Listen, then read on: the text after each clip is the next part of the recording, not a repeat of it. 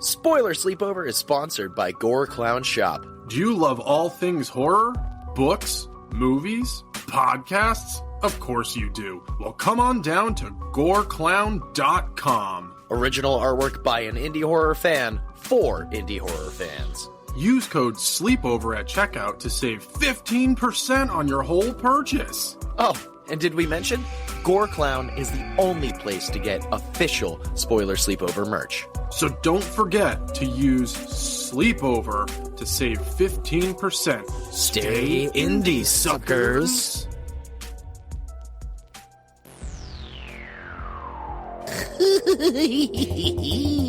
Welcome, ladies, gents, and our non-binary friends to Spoiler Sleepover, Season 3, the season of suffering. Suffer along with your co-hosts Jason, Michael, and Rob as they watch and review some of the worst films to ever hit the screen. Now, enjoy the show. It'll be a real scream of a time.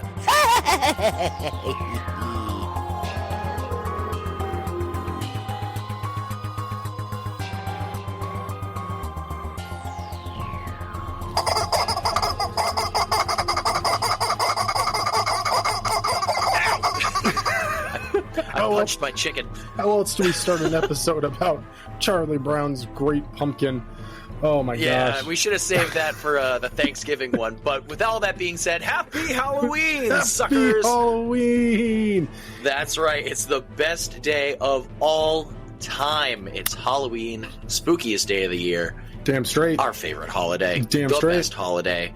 Get fucked Christmas. Now, as we just stated, we are, of course, talking about the ever-classic cartoon. It's The Great Pumpkin, Charlie Brown. Yeah, buddy. Out of left field after last week. Yeah, we went from almost 2 hours of tits and violence to exactly 30 minutes of just wholesome. Dude, So I nice. can't wait to tell you how I watched this, because I found out, so I don't have Apple TV, which is, for some stupid fucking reason, the only place you can watch it. Yeah, And I do have Apple TV. I thought my roommates had it when I went to go watch it last night, and turns out they have not renewed their subscriptions. Ooh, So, no bueno. Internet Archive, baby. There you go. And you know what I found? What? I found a VHS rip. Oh. So somebody recorded it, and there was old Nickelodeon cartoon, like the Nicktoons jingle, Dude. between Rocko's Modern Life, fucking Rugrats. It felt so good for a brief moment. I was like, wow. The old Nickelodeon everything's tune, okay. as in like the knit Nickelodeon. Yeah, that one? But it also, yeah, but then it went into like the Nicktoons. That one. Yeah, it was a good moment. You lived it proper. I just watched it while I was at work. I was like, oh, this is perfect. 30 minutes of harmless things and Charlie Brown getting rocks. Like, who doesn't like this? This is so good. It was awesome. But of course, before we go down that little nostalgia trip, Rob, we're gonna do our last chilling childhood is actually kind of, now that I think about it, kind of born from last Halloween's episode with Dominique, where we talked about 3 of our favorite Halloween songs or movies that we always watch and listen to during that time. So kind of it all started from that. So Dominique, thank you for helping us out with the start of that. We are going to talk about some more songs and more movies that we always watch during this best time of the year. Yes. I, of course, love listening to, and funnily enough, we just talked about our Halloween episode from last year. It was Halloween. It was Halloween 1978 and Halloween 2018, a double creature feature, some might say. I love listening to the Halloween theme songs. Just the old one, the 18 kills and ends when the opera and all that shit kicks in. Tremendous. The entire theme song is just a feeling of dread, with the beginning like high-pitched notes, and you just sit there going, fuck, all right, he's watching me in the woods at a party, and then it's gonna full sprint at me. Fucking great story. It's such a good song too. So I'm like super fucking generic and boring with my number one. It's the fucking Monster Mash, dude. Like, I love the Monster Mash. I was just actually last night was walking around the neighborhood trying to look at Halloween decorations, and the neighborhood is lame this year, man. There is one other house fucking decorated, and it was real annoying. Like, fully decorated. But there was one house that has like a skeleton on their porch that has like really cool like rib cage lighting. I was like, that's awesome. But then they have these jack-o'-lantern lights that are running up their door. And I was like, oh, those are cool. And they're motion censored. So I was like, as we were getting close, I could see their mouths like moving like robotically. And I was like, is that? And then we got close and they're singing the Monster Mash. And I was like, oh shit, this is awesome. So, I mean, I was on a walk with the kiddo, and so him and I were like dancing and stuff. And then the people that lived in that house all of a sudden like walked by the door and stopped and saw us. And he's like, there's somebody staring at us. And I was like, yeah, are you having fun? And he's like, yeah. I was like, keep dancing. Who gives a shit? Like, but it plays the entire song. And I was like, this is great. Sick. He's like, can we find these? And I was like, yes, we will definitely find these because these need to be owned. So yeah, I absolutely love the Monster Mash. Now. Yeah, right. So what is your second favorite? So my second favorite, one that we didn't talk about last year, for some reason, Pet Sematary by the Ramones always feels like a Halloween song to me. And it's also just a badass song. You get Pet Sematary from the Ramones associated with Stephen King and Pet Sematary. It's just a good time, first off. It's like, that's my favorite King property is Pet Sematary. And listening to the song, knowing the words, and I love it. I had a shirt. I can't remember who the creator is, but I'll have to look it up and find a picture of the shirt. But he made like a zombified Joey Ramone shirt. Singing I Don't Want to Be Buried in a Pet Cemetery, and it's like a graveyard with bats flying around in a full moon shirt. It's I wish I still had it. That's so good. Yeah, that is my second one. What is yours? So honestly, that was going to be one of mine. What's up, bitch? But there's a more recent song that over the past couple of years I've been listening to regularly, frequently, that I really enjoy. And I don't know exactly where I heard it for the first time or even how I stumbled across it. I think I was building a Halloween party playlist and I was like, the fuck is this? But it's a song called Leatherface by Daddy Fat Stacks. What you call me? You heard me, Daddy. But yeah, Daddy Fat Stacks, fat spelled with a PH, and it's all one word, no spaces. Obviously. But it is a straight up rap song, and it is fucking awesome. The beat is all utilized from all of the Leatherface movies. Like, it's a super like minimalist beat. It's really fucking cool. One of the main reasons I really enjoy the song is that the lyrics are not just from Leatherface's point of view. They're from like the victim's point of view as well. So it jumps between like, yeah, I'm going to rip your skin off and wear your fucking face to like, as I'm running. No, don't wear my skin. Yeah, pretty much. It's so good. But yeah, check out Daddy Fat Stacks. Daddy Fat Snacks. Jeez Louise. Leatherface. That has been one of my, like, the past few years, it's been one of my, like, go-tos. I absolutely fucking love the song, and it's a banger. Daddy Fat Stacks. What is your number trace? My number trace is, funnily enough, the Great Pumpkin album, the entire soundtrack by the Vince Gilardi Trio. I listen to it year-round. Yeah. It's just that good. I listen to that album when it's, like, driving down the road and it's a calm day. There's no cars out right now. The sun's going down. It's beautiful. It's peaceful. I listened to it while making dinner the other night, and my roommate walked in and was like, "What are you listening to?" I was like, "The Great Pumpkin Charlie Brown soundtrack." And he goes, "The what?" I was like, "Do you not know who Charlie Brown is?" He goes, "I mean, we know, but I guess apparently he's not that big in England. Snoopy is, but Snoopy's not his owner." Snoopy's fucking huge, not just in England, but Japan. Like I can believe. It's insane how big. Like, my brother went to Japan. Like, he lived there for almost a year, and he was shocked. He was like, "Dude, Snoopy's the shit out there. He's like as big as Jay-Z, basically. Like, he's fucking huge." And I was like, "God damn." So he came back with a bunch of Snoopy merch and shit like that. He's like, I got this, I got that. Not I'm surprised. Like, that's wild to me, but yeah, dude, Snoopy's an icon. He sure is. Unfortunately, not his owner. No, Charlie. Arg! So my third and final, also kind of recent in comparison, but it's House of a Thousand Corpses, the Rob Zombie song. That song is just, dude, it's so good. I love that song. I love the fact that, he talks about all of the characters and like, I mean, there's just a song in general is amazing. The song was in the movie.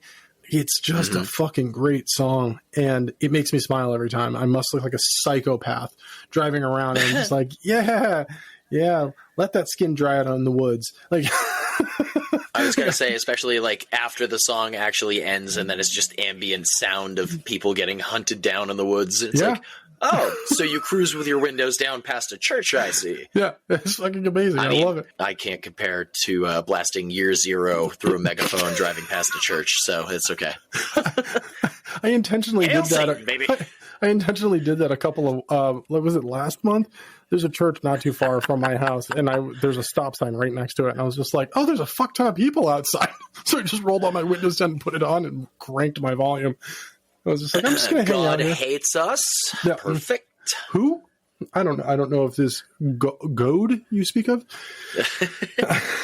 Well, G-U-D. Those are our personal 3 favorites Halloween songs that we like to listen to. Please let us know what yours are. And if you actually do, and you reach out and you let us know your personal 3, they will end up on this Season of Suffering playlist this year. That's right. I'm making another playlist. So we will have a new playlist of all the music we talk about each season. So every season you're going to get a new playlist. It'll be really cool, and it's a fun little project, and we get a lot of listeners on Season 2's playlist. It's quite amazing. I was going to say, with all the repeats that were probably on there, I was thinking it's like, what else is going to repeat this time? A lot of Whitechapel. A lot of Ghost. Yeah, I mean, most of the repeats are Sex Party. That's all on you. Like, no, I branch out. Shut up. Daily.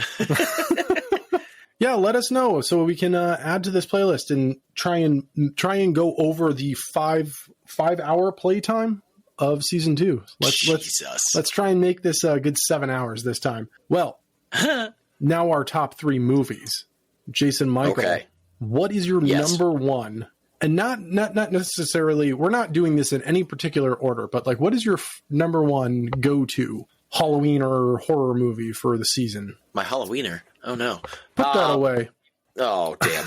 Of course, it's without a doubt Halloween from 1978. I watch it every Halloween, every night. Yeah. So it's going to be a long one after getting home tonight, but that's okay.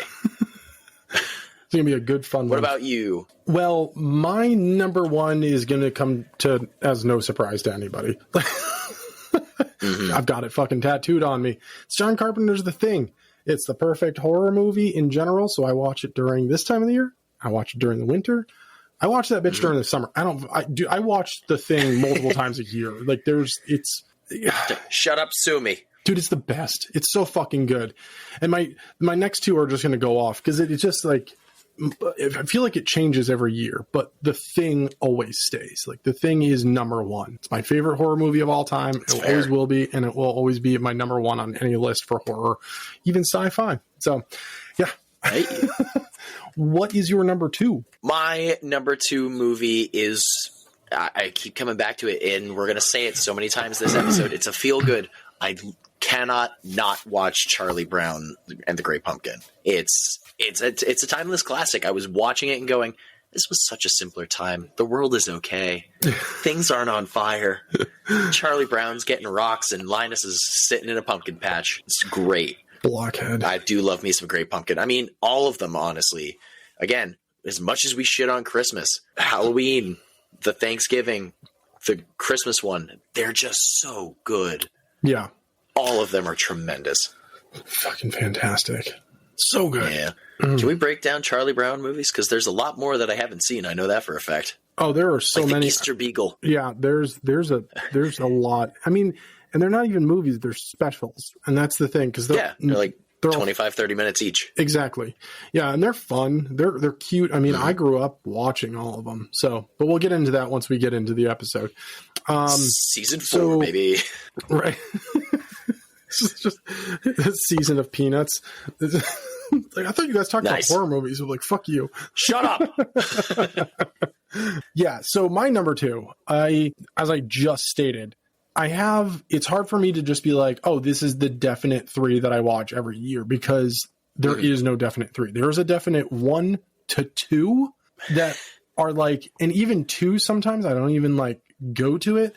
But this year, because I didn't watch it last year, I'm making a point to watch it, and I'll probably be watching it tonight. But that is the Rocky Horror Picture Show. I fucking love the Rocky Horror Picture Show. I miss seeing it with the crowd, like with crowd participation, so much that the other day I was watching videos of crowd participation because I was just like, I miss it. Like, I miss doing the call outs and stuff like that. And it made me laugh, and then it made me a little sad because it's been a long time. It's been almost 15 years since I've gone to a live performance. So, but it made me laugh. It made me cry. Yeah. I love Rocky Horror Picture Show. It's so much fun. The music's so good, and knowing all of everything that went into the making of the movie, and like all of the suffering that literally everyone had to go through on that set because it was fucking freezing cold. There was no power in that castle. So they're all like scantily clad and just cold. But you can see Tim Curry's nipples, and that's what we're here for. You can see everyone's nipples if you watch close enough and long enough, but yeah. But especially Tim Curry. Yeah. All right. And what is your final number 3 favorite movie? My final one is a callback to, again, last year's episode. It's Arsenic and Old Lace. Yeah. It was a stage performance, but the movie with Cary Grant is just so funny. It's just, there's slapstick that is very like Stooges or Marx Brothers or Abbott and Costello in nature. And it's just always a good time to watch Arsenic and Old Lace. And it's got kind of a Universal Monsters feel to it, because one of the characters, the bad guy, looks like Boris Karloff. And that's how they kept trying to catch the guy, because they're like, all right, keep your eye out. He looks like Karloff. And every time he heard it, he was about to kill a cop, basically being like, shut the fuck up. But also Peter Lorre's in it. So yeah, it's a great movie all around. Arsenic and Old Lace. Perfect. And Rob, rounding out your 3s. So my 3 is going to be this is the movie of 2025 for me, for my number 3.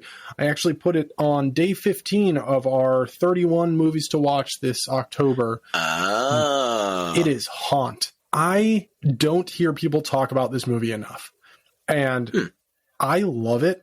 It is just a good fucking scary movie, in the fact that you think one thing, and then the tail end of the movie, it just turns on its head and throws you in a fucking wild direction. And it's so much fun. It's so well shot. The acting as a whole throughout the entire movie is really good for something that had such a low budget. And it's just it's just very well done. It really does start as like your generic fucking horror movie. But it really, I don't know. There's just something about it that's real special to me. I really enjoy the fact that you're going to get fucking scared, but then it's going to get worse. And I mean, yeah, cool. If you like this and you haven't seen The House October Built, they kind of came out around the same time. And the houses that October Built is the name of the other movie. They're very similar in the fact that both movies are about a group of friends going to an extreme haunt, and things go south. But Haunt, so The Houses October Built is a found footage. Haunt is not. Haunt really has just, I don't know. I feel like it's got a leg up. It's a level above The Houses that October Built. Especially seeing as the way The Houses October Built is an amazing ending. And then they were like, we're going to make a second one. I was like, for why?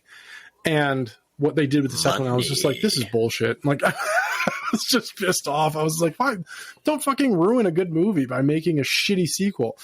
And Haunt didn't do that. Go check it out. If you haven't worked your way through the 31 list, just because it's 31 for October doesn't mean there aren't other months that have 31 days in it. You could fucking watch it any other time. You could nitpick through the list and watch any of these.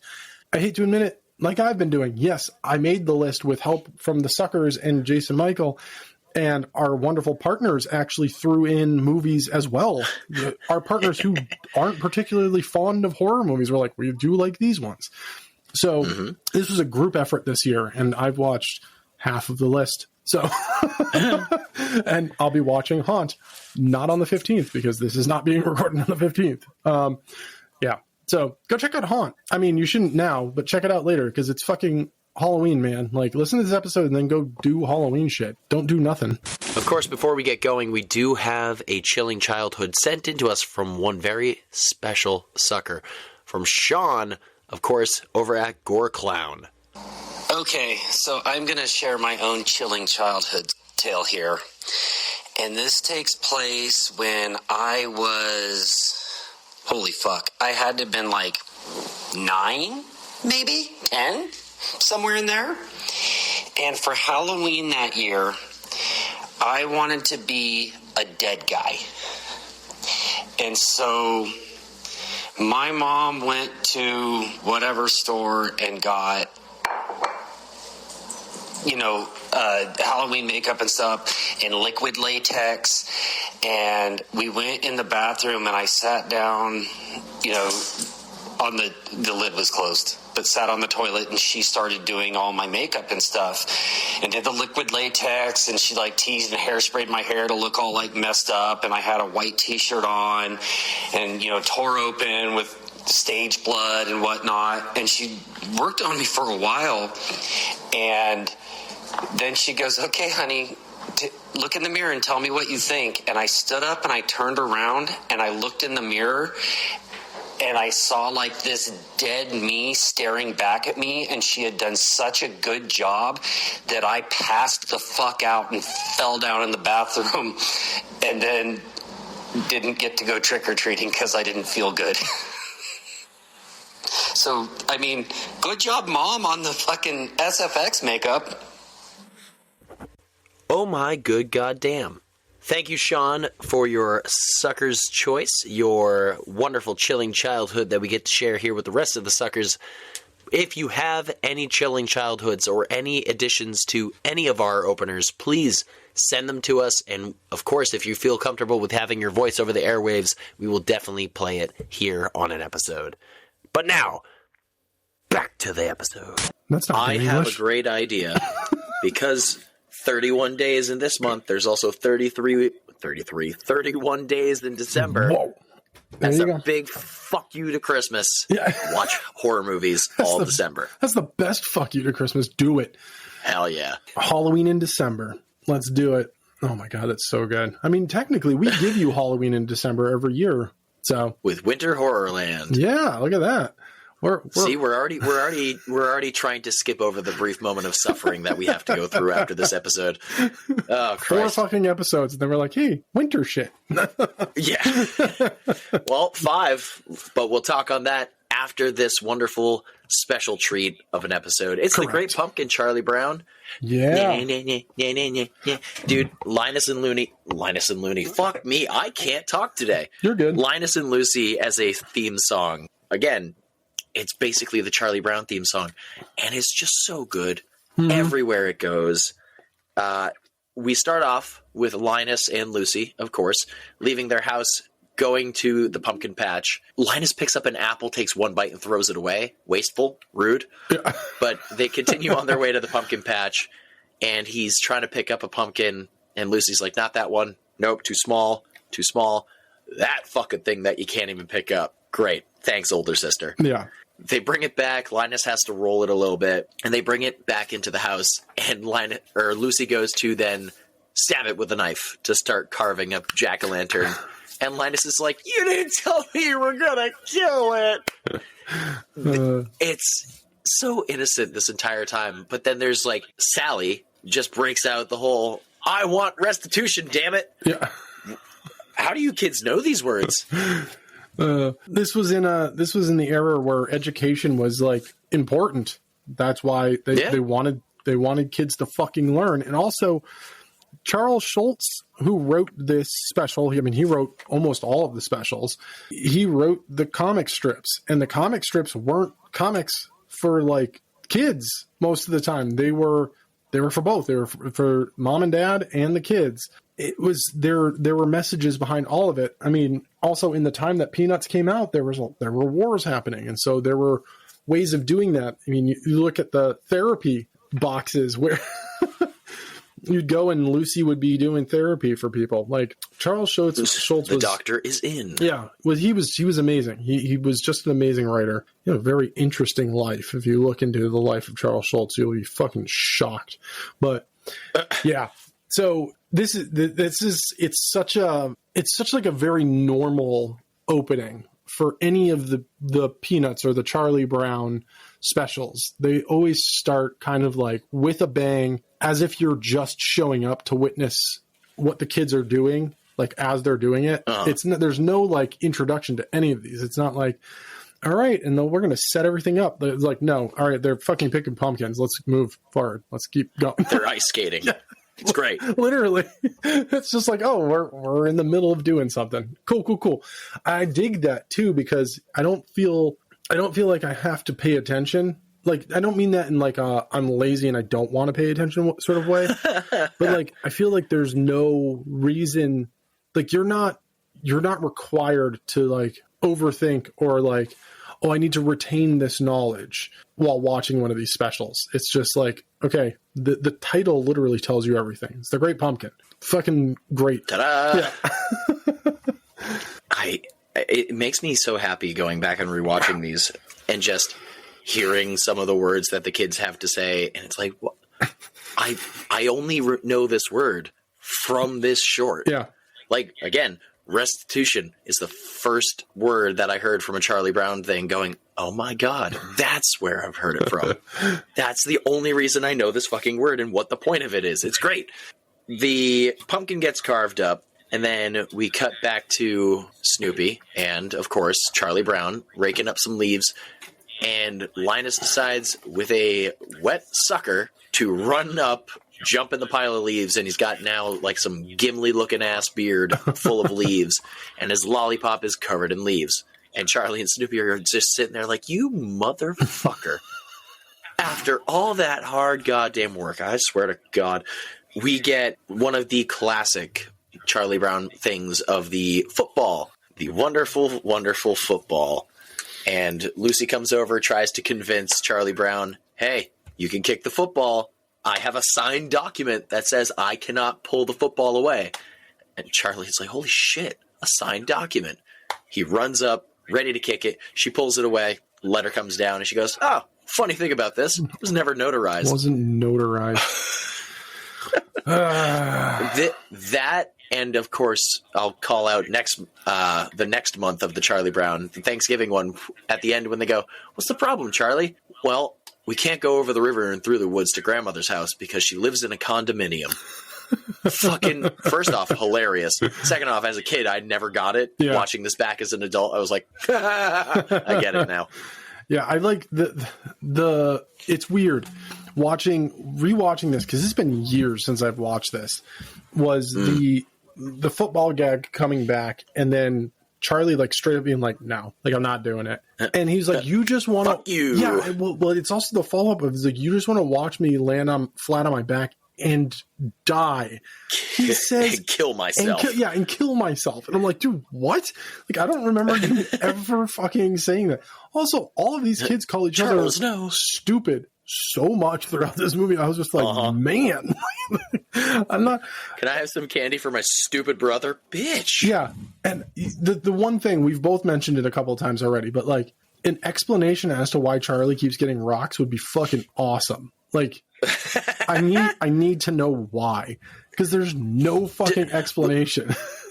The rest of the town is like, oh, we know who you are. Too many holes. Got a little carried away with the scissors. You have to be Charlie Brown. It just doesn't make sense. Like, the kid before him and the kid after him gets candy.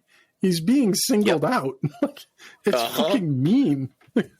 I like how you can watch just candy getting thrown in, candy getting thrown in, candy getting thrown in, rock, slight look of, oh, and then walk away.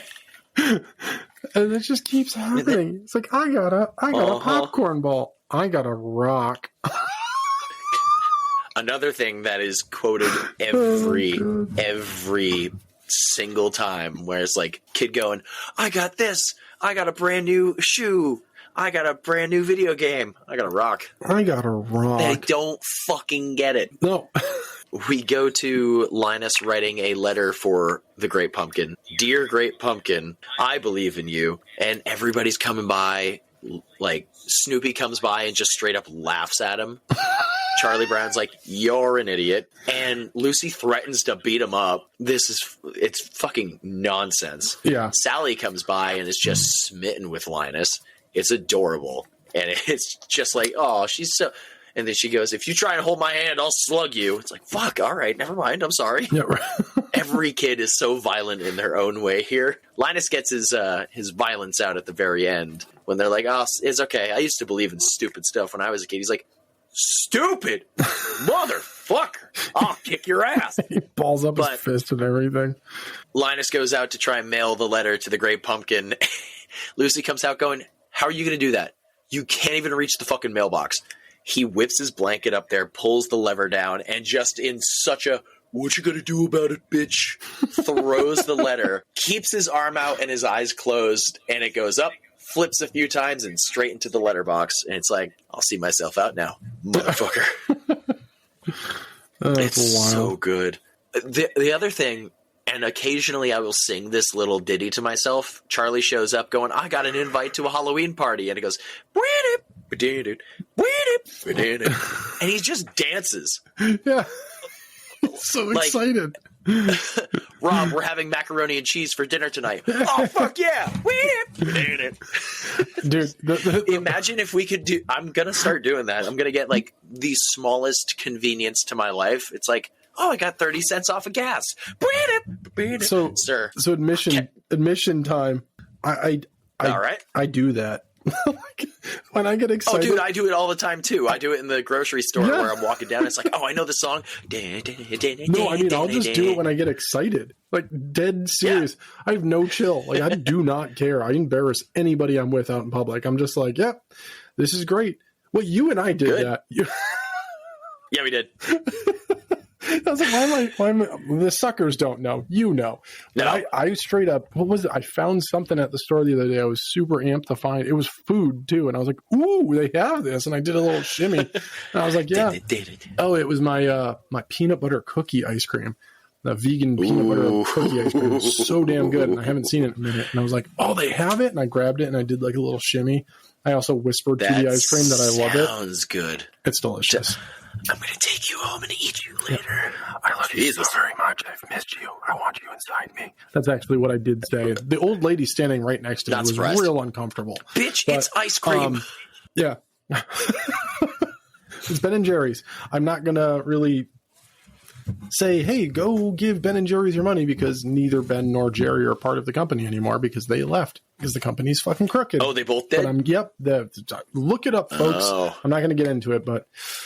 Yeah, I think Jerry left, or who left like a few months ago. Was that Ben? That was Jerry. Ben was Benjamin or Gerald. Ben was kind of like pushed out, I guess is the best way to do it, but very, very gently. And yeah, then shit went south with the company that bought them out, and they were like, we can't stand behind this. Meaning they, you know what, fuck it, we don't get political, but this is how it is. The company supports fucking ICE in a Charlie Brown episode and Trump, and they were like, yeah, we don't stand for any of that shit. And they were like, yeah, well, we don't stand for your shit, so you got to take down all your political posts.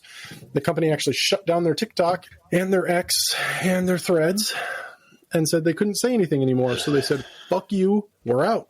And they dipped out of their own fucking company. Yeah. Fuck this country. Fuck what's going on. If you don't agree, so sorry, find another podcast. Charlie Brown time, baby. Yeah, let's go to nicer times.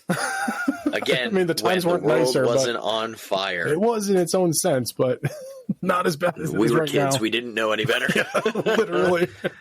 Oh, man. So they start getting ready for the Halloween party. where Sally is cutting holes in her ghost costume. Everyone's going as a ghost, but they all like put on different hats or masks. Yeah. But Sally cuts out 2 eyes, holds it up, and it kind of folds into a frown as she's scared by it. And Charlie Brown got carried away with the scissors. The the classic, iconic, that's the word, ghost with too many holes in it is just Charlie Brown, who got carried away with scissors. How do you fuck up that bad, kid? ADHD, man. It wasn't diagnosed back then. It wasn't. I don't even think it was a thing. Charlie is clearly on the spectrum. Let's just put it out there. But we love him just the same. Snoopy's not doing any of that. That's just his imagination. Everyone's like, all right, hey, hey, special kid. What's your imaginary dog doing today? It's like, you ever seen the robot chicken, Calvin and Hobbes? Oh my God. No, I don't think I have. Calvin's running around and playing with Hobbes, and he's like, whoa, we're going through space, man. And the parents are like, we need to medicate this child. So he starts trying to talk to Hobbes, and he won't go because of the medication. So Calvin stops taking his meds, and then Hobbes is like, your parents are trying to stop us from being together. Kill your parents. And so it cuts to after, and he's like, Hobbes did it. No, he was a ferocious tiger. And he's like, he'll get you too. And he throws them at the orderly, and he's just like freaking out in a padded cell. It's like, what the fuck, man? No, I've Speaking never of which, seen that. love Calvin and Hobbes. I do too. That is, if they made a Calvin and Hobbes movie, I think it would be too late now.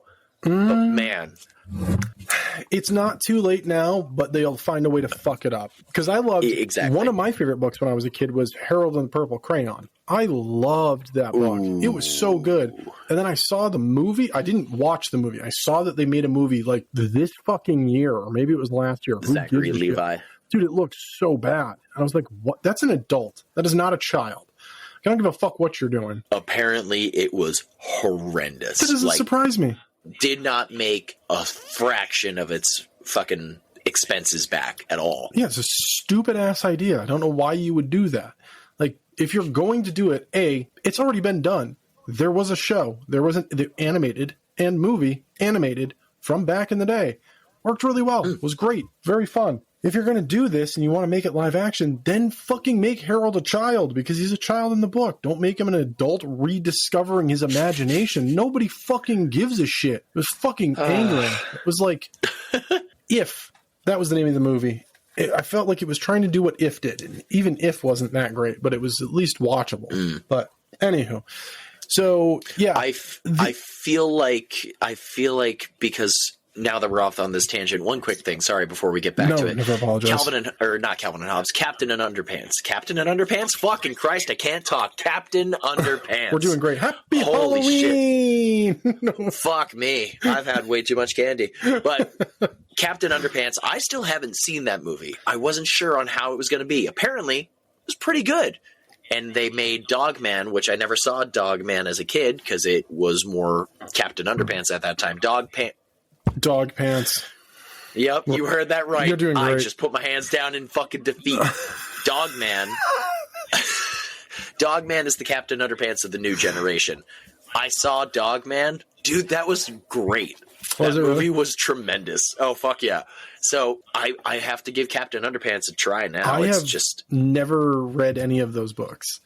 Like, my reading in my younger years also... We're no longer friends. Well, I'm pretty sure we've got an age gap, sir. Nah. Yeah. I was far too old to be reading that shit when that stuff came out. I mean, my younger years, I was reading Goosebumps. Like, that was what I was reading. Fair. So, and I was reading those too. Other books that were probably way beyond my fucking age, but that's fine. Yeah.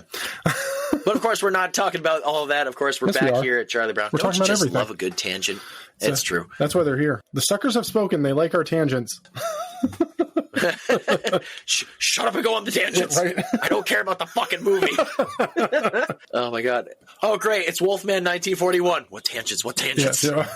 Not again. Jesus. God damn it. Enough with the Wolfman. Never.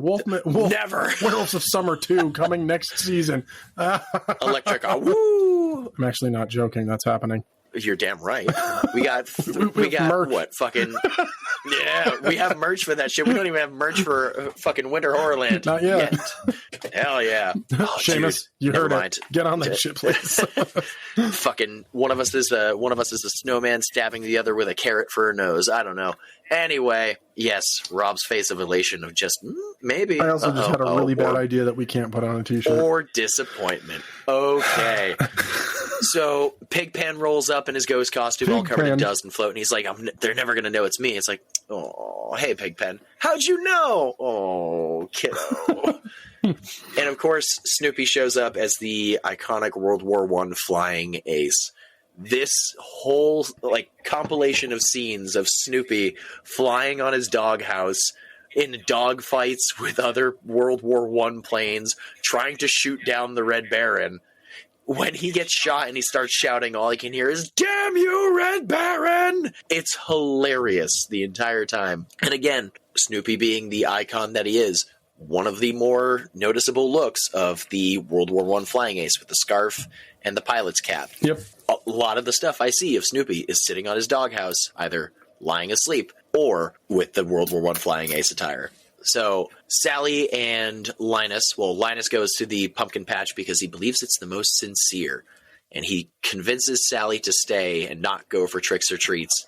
Her very first one, and she was so excited too. She was, oh boy, how do we do it? It's like, oh, so precious. Yeah.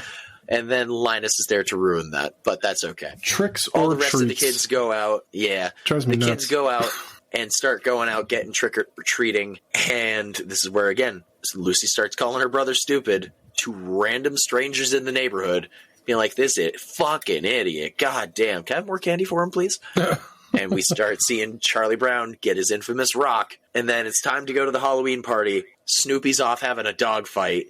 And Linus and Sally still in the pumpkin patch. She's like, I swear to fucking God, if this goddamn pumpkin does not show up, Linus, I'm gonna kick your ass. I will send you to Hades myself if this fucking giant pumpkin doesn't show up.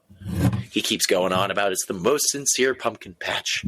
Look around. And dude, the backgrounds of all of these shots of the night sky with the black and then the gray dabbed thing, it's gorgeous. Yeah. Snoopy running through the battlefields once his doghouse gets shot down to the purples and the trees and just a silhouette shadow. There you go. I'm keeping all my flubs in, god damn it. A shadowette. A shadowette of a silhouette little hoe. Of just a beagle walking through worn-torn France. It's like, what the fuck is going on? And he climbs into a house, and he's crashed the Halloween party. It made me stop and laugh when Lucy's like, all right, this is how you bob for apples. I'm going to show you how to do it. And one of them goes, yeah, you'd be great at this. You got the perfect mouth for it. And she looks like, bitch. Yeah. Just the asshole. That's one of those ones that I understand what they were saying, but I was just like, excuse the fuck out of that is a child. What are you talking? Oh, I was like, oh, because she's a loud mouth. Got you. Yeah, and then she pulls it up and Snoopy's attached to it, which is hilarious. Ugh, block, ugh, dog lips, dog charms. Ugh. I love it. One of the I know I bring this up. I've been bringing this sort of stuff up this entire month for TOON-TOBER, but I'm just such a fan of animation that is not done via computer, that isn't fucking CGI, and it's a lost craft at this point. But it was really cool throughout this entire special to see, especially during the Ace scenes, when Snoopy's walking, flying, when he crashes and stuff, you can actually see the cell shadow on the backdrop at a few moments, and then it kind of disappears for a while, and because they clearly shifted the lighting incorrectly for a little bit, but you can see it, and it just, for me, it's simpler times, man. It's just knowing this was all hand done. Everything was hand flipped, everything was hand placed, everything was hand drawn and painted, and it's just, we need more. honestly, like at this point, I feel like our saving grace to get something that's hand drawn as an animated film would be Wes Anderson.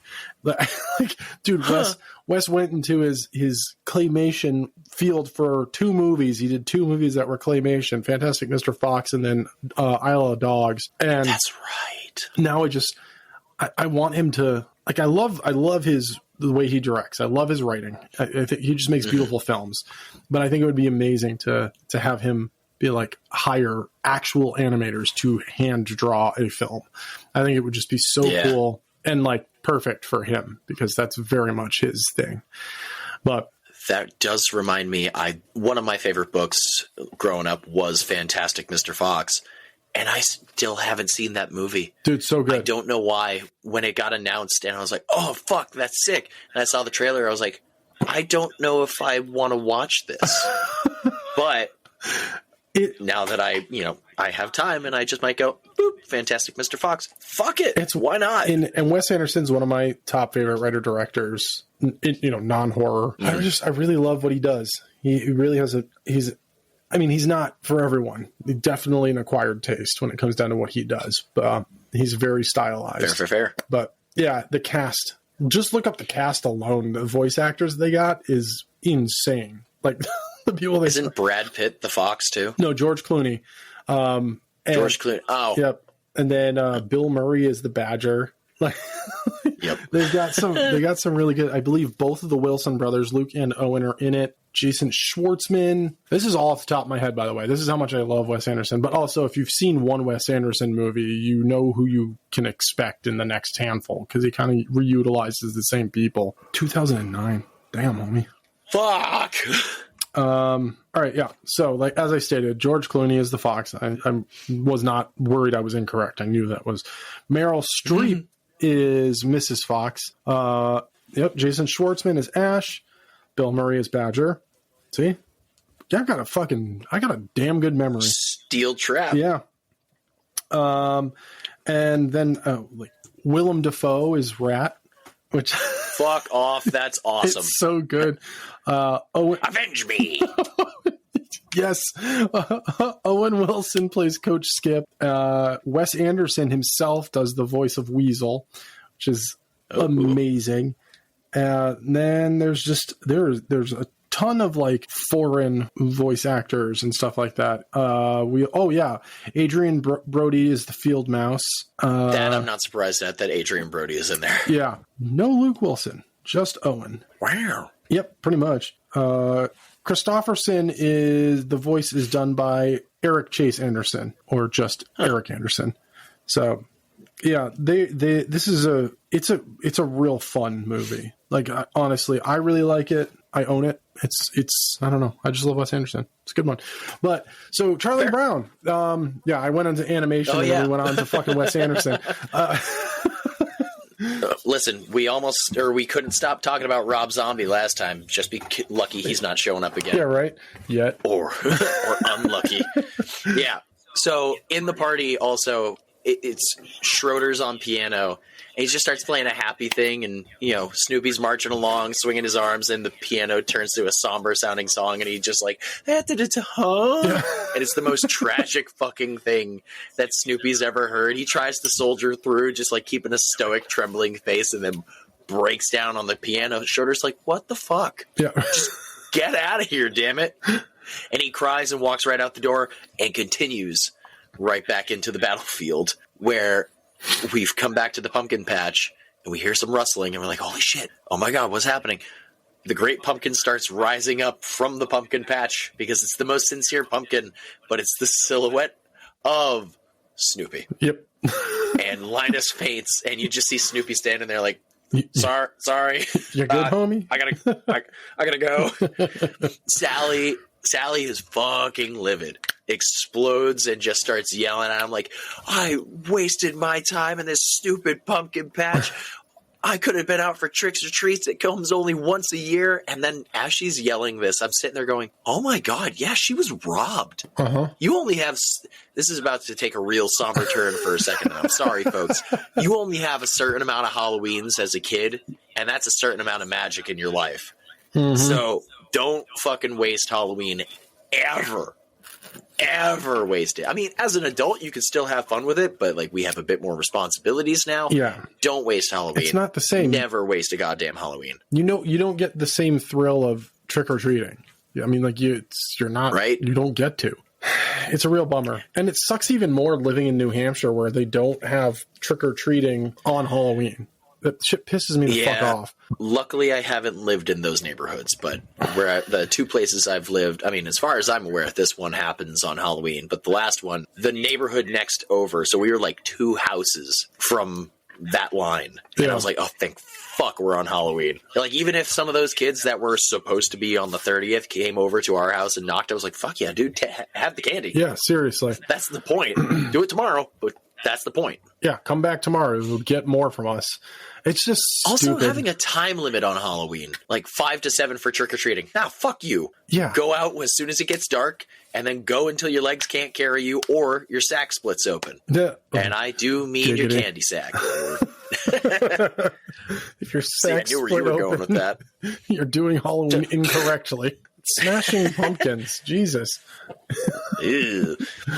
So we cut to Lucy with a 4 a.m. alarm, and I was like, what the fuck? When I first watched this, I was like, why is this child getting up at 4 a.m. the day after Halloween? Yeah. Sleep in, dude. You got a candy hangover that you cannot handle right now. She goes out to the pumpkin patch, and Linus is still sitting there shivering, and I'm thinking about it going, I've been outside on cold Halloweens, dude. That kid is like on the brink of death. Yeah. Possibly. He's got pneumonia now. Uh-huh. She brings him back in, takes off his shoes. He lies down in bed, and she throws his other blanket, his bed blanket, not the blue one he brings with him, and he goes to sleep. And him and Charlie at the end just go, well, another Halloween. I was not invited to a Halloween party. Looked a fool. And he goes, yeah, well, I stayed up all night in a pumpkin patch. That's okay. I did stupid stuff when I was a kid, too. Stupid. Yeah. Motherfucker. Linus was about to go to war of the Great Pumpkin right there. And that, of course, ladies, gents, and our non-binary friends, was It's the Great Pumpkin, Charlie Brown. Charlie Brown. Without question in my mind, I already know my rating. But Rob, out of 10 Great Pumpkins. 10. All right, there we go. It's 10. Yep. It's just it's a so 10 innocent. over here as well, dude. Yeah, it's an innocent, fun little special. You can't.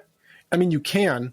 I mean, if you really just hate life that much, you can hate this movie, but you can't. You can't hate it. You're also wrong. Yeah, it's so fucking cute and innocent. Like, it's a freeze frame in time, a much simpler time of animation and storytelling. And when holidays were celebrated innocently in its own way. I mean, like, now they still do it, but it's like, I don't know, man. Like, kids shows suck these days. Like, they're fucking annoying. Everyone's got this high register of voice that's just fucking unbearable. Everyone sounds like they're on helium and they're just jacked up on caffeine and cocaine. And it's, who the fuck gives a shit what the Super Pups are doing for fucking Halloween? Nobody. It's fucking annoying. It's just terrible. They pump out these CGI animated fucking shows with no consideration or talent or credit at all. It took talent back in the day to write these specials. That's why they are a solid, like, 25 to 30 minute runtime. It took the time to animate all of that. They knew what they had. All the Scooby-Doos. Yeah, their window. And that's why, like, back in the day, I remember as a kid when they said, up next, the Great Pumpkin, Charlie Brown, they would always advertise it uninterrupted.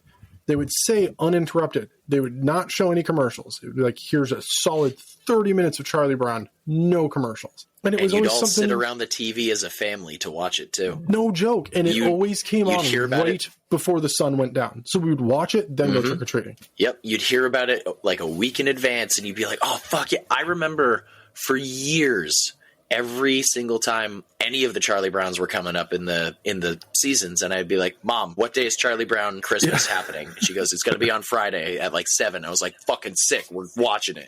Yeah. It was the good times, man. I like this. I needed this. This was a tremendous little nostalgia trip, and for Halloween, it was perfect. We talked about a slasher that stabs people in the fucking face last year. And of course, it's the Great Pumpkin. Yeah. It's the Great Pumpkin this year. What are we going to possibly do next year for Halloween? I don't know. I mean, people like TOON-TOBER. Maybe TOON-TOBER will return. no guarantees, and maybe something else will come up. But I mean, we did Winter Horrorland once, and we're like, that was fun, and now it's just set in stone. We do it every December. This will be our third one. Hell yeah! Oh man, that's also a fucking weird thing. We've been making a pretty decent length of podcast here. Yeah, we're going. In the middle of season 3. Yeah, buddy. And speaking of season 3, we have to head back to the suffering eventually. We do, but not necessarily with this next one. I'm gonna kind of let you take over on a deeper explanation and all of that as to what we're going to be talking about next Sunday, aka in just 2 days. But yeah, right. We, of course, have been joking about it this entire time, like our Welcome Back episode, our Sinners episode, our Tahoe Joe 3 episode, everything that has been pushing the suffering farther and farther. Obviously, we know Alien Convergence. No, not Alien Abortion, Rob, but Alien Convergence will be our next suffering movie. However, we talked about it last episode when we brought up the fact that, unfortunately, Ace Frehley, the lead guitarist of Kiss, passed away recently. And I brought up a movie. I sent this to Rob, and I would like to read verbatim the text because I honestly was worried that you were going to look at me and go, huh? Because of my ramblings. I need you to do me a favor and look at Messenger. Hear me out. This will be a complete one-off, and it would have been done quick. Didn't realize that came out twice now reading it. That's hilarious. After we end October with a Great Pumpkin, instead of the episode coming out that weekend being Alien Convergence and Back to the Suffering, in honor of Ace, the episode that will be coming out in 2 days, I sent you the link to watch Kiss Meets the Phantom of the Park. Booyah. I have never seen this movie. Because you fucking can't find it anywhere. I found a Facebook link, and we are going to watch Kiss Meets the Phantom of the Park, which could be a really, really crap movie, or it could be a really, really cult classic hidden gem, which apparently is being regarded of right now. But it's Kiss in a theme park with no real plot entirely whatsoever, and we're going to watch it, and we're going to talk about it. Kiss Meets the Phantom of the Park. Which will be my second time seeing this. Bitch! So I didn't text it to you because it's been a very long time. And I mean... Okay. A long fucking time, but I have seen it before. And okay. I'm not going to say anything about it. Here's insider look. So this episode comes out in 2 days. That episode comes out in 2 days. Jason, Michael, and I are going to watch it together. And for the first time in a long time, we're going to be recording that episode together in the same room. Yes, it's like old days. I'm very excited. There's no delay. Really looking forward to it. I'm in your left ear. Yeah. Rob's in your right. So I'm excited to see it again, too, because the minute you sent it to me, I started smiling because I was like, oh, this is going to be fun. I'm not a Kiss fan. I'm not a huge Kiss fan. Yeah. I'm more of one of those passive, I enjoy a handful of their songs. I know how much you love Kiss. And the only reason I ended up actually watching this was because it was on one of those late night things back in the day on TV. And I was just like, I'm fucking higher than Giraffe Pussy right now. This seems interesting. And so I watched it. That should tell higher you than Senator Socks. Yeah, that should tell you how long it's been since I've seen it. So if any of you have been listening long enough, that was my teen years. That was a very, very, very long time ago. We get it, Rob. You're old. Everything. I was going to say everything hurts, but that's not true. Not anymore. Rob's taking care of himself, damn it. Damn straight I am. I'm getting swole. Hell yeah. So, of course, we'll get to the suffering eventually, but before that, Kiss Meets the Phantom of the Park in honor of Ace Frehley, and I'm excited. I am too. I hope you are too. If any of you suckers out there would like to watch the movie, if you don't have a way to do it, I'm sure it's probably on Internet Archive. Again, you can look it up. There's a Facebook link, and if you can't exactly find it, message us. I'll send you the link. It'll be a good time. Grand old time. Before we get back to the suffering, Kiss Meets the Phantom of the Park, and of course, Happy Halloween, suckers! Happy Halloween! Go eat some fucking candy, man. Don't eat too much, but then again, you're an adult. You can do whatever the fuck you want to do. Don't listen to us. We're not your dads yet. I mean, listen to us talk about movies, but don't listen to us about life advice. Exactly. Unless we tell you to suffer along with us, Selena, talking about you. Yes. Well, man, I cannot wait for her thoughts. Oh, when things get back going. Oh, I miss Selena's thoughts so much. This is going to be so much fun. Hell yeah. Oh, all right. Well, happy Halloween. And until next week, Sleep tight, suckers. Chicken.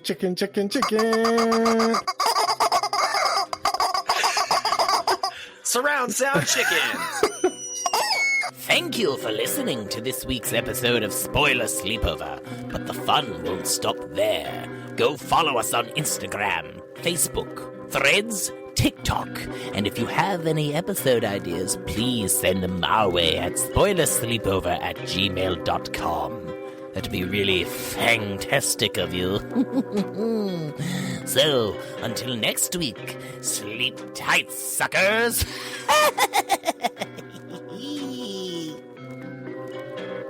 Spoiler Sleepover is sponsored by Gore Clown Shop. Do you love all things horror?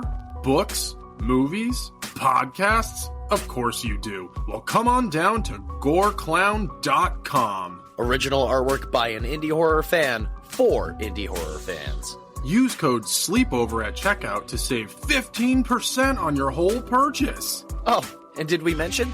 Gore Clown is the only place to get official Spoiler Sleepover merch. So don't forget to use Sleepover to save 15%. Stay indie, suckers.